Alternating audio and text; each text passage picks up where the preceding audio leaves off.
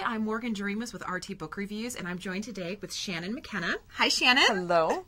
And I'm really excited to talk with you because you write the absolute sexiest, most action-packed adventure stories. I love your writing. I love your books. They're exactly my kind of stories. Thank you so much. Especially when you add kind of that little paranormal touch every once in a while that we get some of that. It's really, really exciting to see. You've got a family that you've been following with your series, the McCloud Family, and we're now kind of branching out into friends of friends and other things. But it's something that readers have really been able to see the evolution of the family and of the series. And I want to go back to the beginning a little bit and say, what started you on this path to these sexy romantic adventures? Well, it all started when I got my first opportunity to write an erotic novella for Kensington. I had just written little category length precious gem romances before then, and Kate Duffy advised me to make the sexual relationship the meat of the novella, the real, all character development, all plot development happens by way of the sexual relationship. And I did that in that novella, and I was really, really excited and surprised by the results. I thought, wow, it's so much more interesting when the sex develops character and advances plot. And it's so much more interesting when there's sexiness in the advancement of plot and the development of character. I like this vibe a lot. And I kind of never went away from it because I found it to be so stimulating. As do your readers. So anyway, yeah, that was a big revelation for me, and I have Kate Duffy to thank for it. And so I just sort of kept to that. I mean, I do like go way out there with plots now. It's not all about sex, but when I do have sex scenes, they're always, I don't know, like 80% conversation, really. It's all like sexually charged conversation, and then it's all about the setting, and it's all about the way they feel, and so much less about the actual sex itself, which, there's really only so many ways that, we won't even go into that. But there's a million different ways you can feel about it. That's what it's all about. Well, I love whenever I see your covers coming out and the titles coming out, they're so great because they explain so much about what's going to be inside the story. You have titles like One Wrong Move, and you have a Fatal Strike coming up, and you have all the and the covers are just a reclining woman who's and so you see these, and it's like this promise of these stories, and you deliver in the story. How do the covers and the titles, I want to hear about how that feeds into your stories. Well, the truth is, the covers and the titles are almost like a type of conversation between me and the publishing house, because here I am desperately trying to write the book, and I'm in the middle of it, and I don't know what's going on, and they shoot me a title, and I'm like, fire, blood and fire. Well, blood sort of refers to this, but how about the fire? And then, it turns out that there's a really big fire in the end of the book.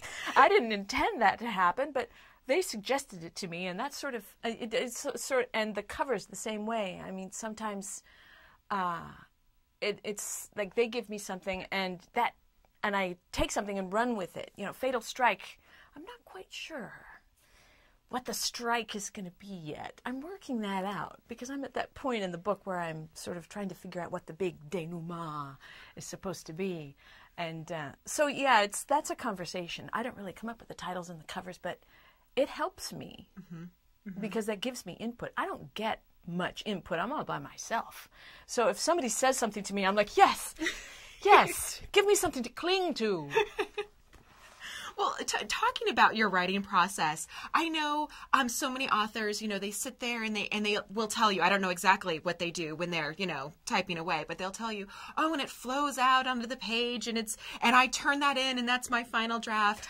I hate those writers. Well, the thing is I'm not sure how true that is either. I think that might be a story, but you're very forthright in saying, no, this is work. I have to put it down, then I have to revise, and I have to revise, and I have to go back again. And I think that's so much more true, because this is work. It's not something that just happens out of thin air. No. So you sit down at the computer or actually not the computer, you sit down with a pen, with an ink pen. I do. I don't know why I do this to myself, but I'm afraid of breaking, I have this thing now and I'm afraid of messing with it.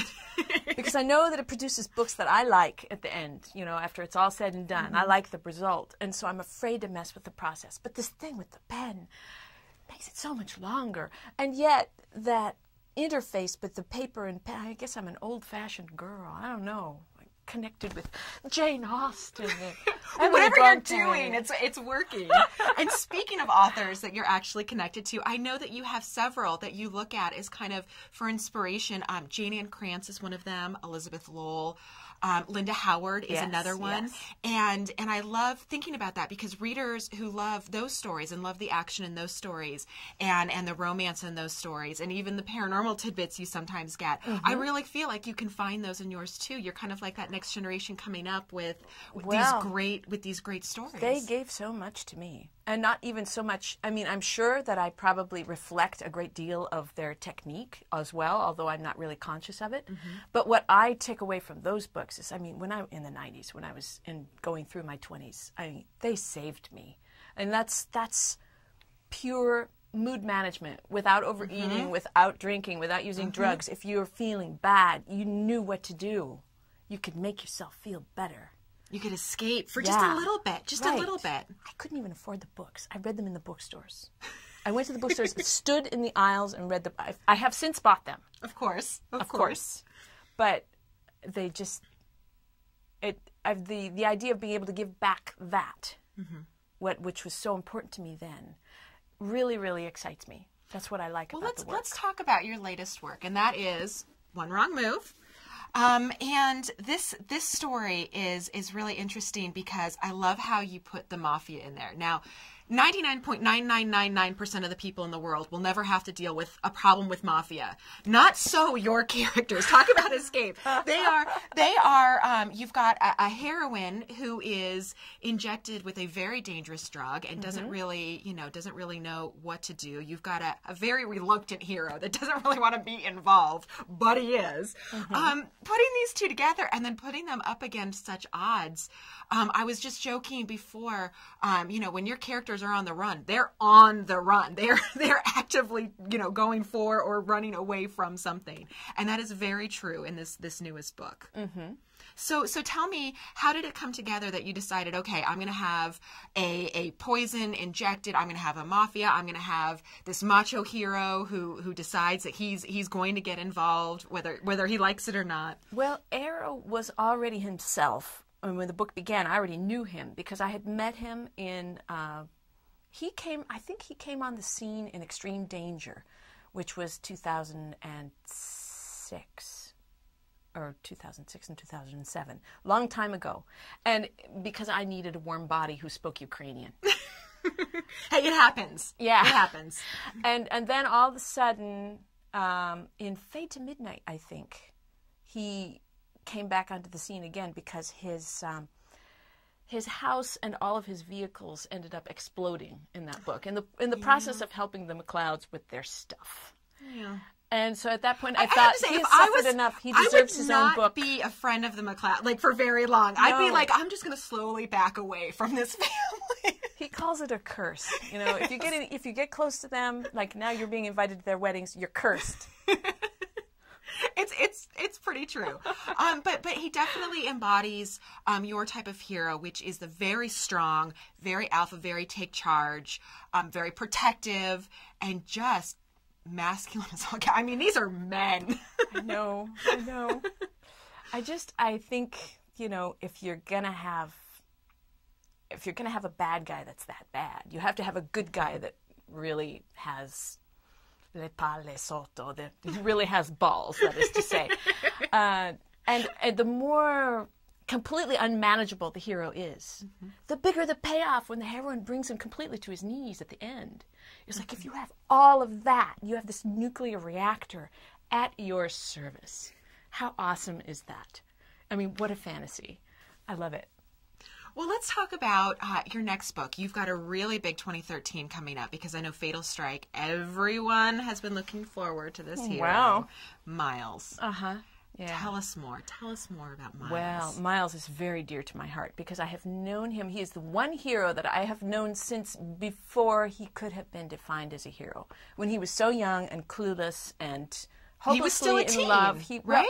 He might have been like right around 20. I would have to go back and read Standing in the Shadows to figure out how old he actually was. And I need to do that before I finish the book. Who has the time to go do the research? Oh, my God. But yeah, I knew when he was like really geeky and, you know, he had acne and he was living in his parents' basement, you know. But then the McClouds got their claws into him. And you can imagine what happened. So now he's very different. But he still maintains the vulnerability that is sort of particular to him. The other heroes do not. All of the heroes have some element of vulnerability, but not to the same extent, because Miles is sort of more reflective and he thinks about his feelings. Maybe I shouldn't even say that. You know, alpha men don't think about their feelings. Well, no. That's where the layers. That's where the layers come from, because it's just not all. It's just not all looks and not all brawn. You've got layers to your characters. You know, he has self-doubt and he worries about things, and I just love the guy, but he's also, you know, totally kick ass. Right. So. And brilliant, you know, and I always love writing about really, really, really, really smart heroes. Well, how did you think up the heroine that would fit with him? Because you've lived with him for so long. She had to be very special to be with Miles. Well, yeah. I mean, Miles has been in purgatory with this kind of terrible girlfriend for a really long time, and in this book, people might not have read it, so I probably shouldn't say anything. I wouldn't want to.